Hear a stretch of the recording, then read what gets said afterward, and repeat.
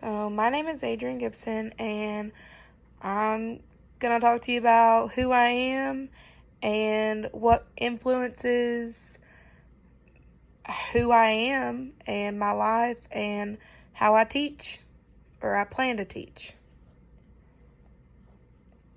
I learned about culture, language, my ethnicity, race, gender, and social class, mainly from my parents, grandparents, school, my teachers, really anyone and everyone that I grew up around or have been around, been a part of my life.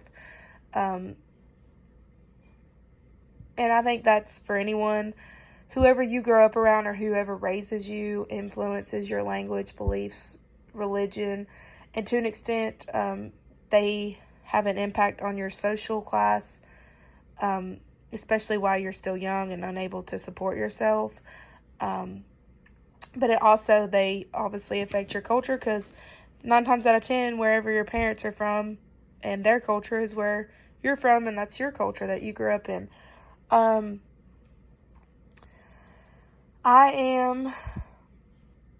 grew up in Western North Carolina on my family's cattle farm.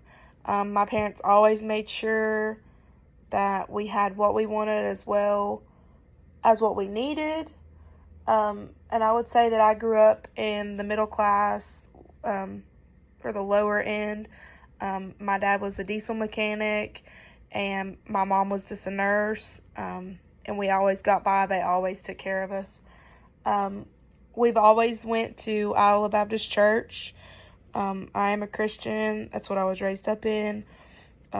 It's a little Southern Baptist church. And now my family, me and my husband and my 2 children go to it. Attend it every Sunday.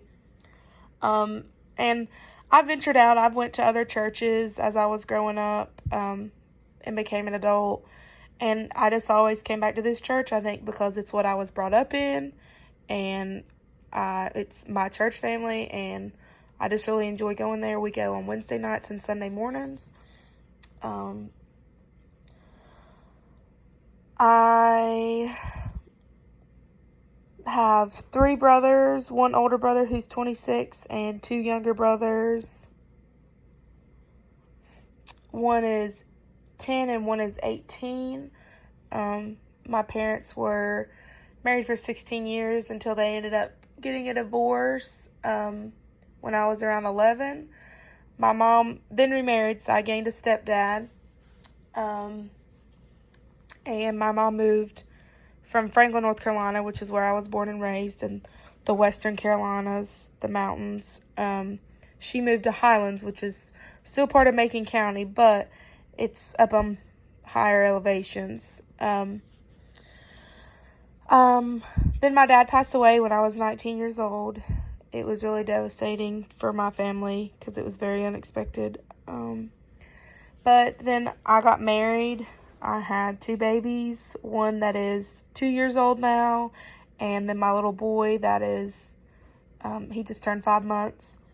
And then me and my husband just got married on January 1st. We'd been together for 5 years prior to getting married. My oldest brother has 3 kids. He has a daughter and 2 boys, so I have a niece and 2 nephews. And then my youngest brothers are too young to have babies. We are around our grandparents from both sides of our families. We spend a lot of time with our parents on both sides. We always take the babies to see them. And they've just always been present. Family's always been a big thing for our family, for both my husband and me. I've been around other cultures, languages, and beliefs. I've traveled to different parts of the country. I've been to Belize, Honduras, Mexico on different mission trips with my church family.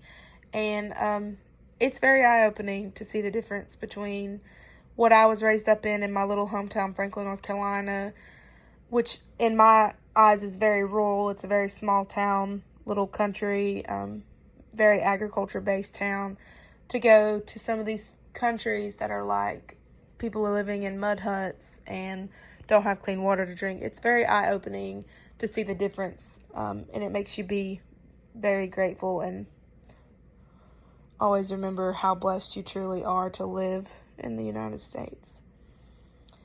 The majority makeup of my town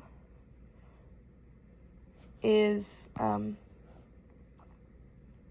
white, Caucasian. There is a big mix. It's kind of like a melting pot in Franklin because a lot of people come to Franklin, North Carolina to retire. There is a mix of us. There's Hispanics, African Americans, but I would say it is mainly made up of Caucasian. There's also Native Americans. We live really close to Cherokee in North Carolina, where the Cherokee and Indian Reservation is.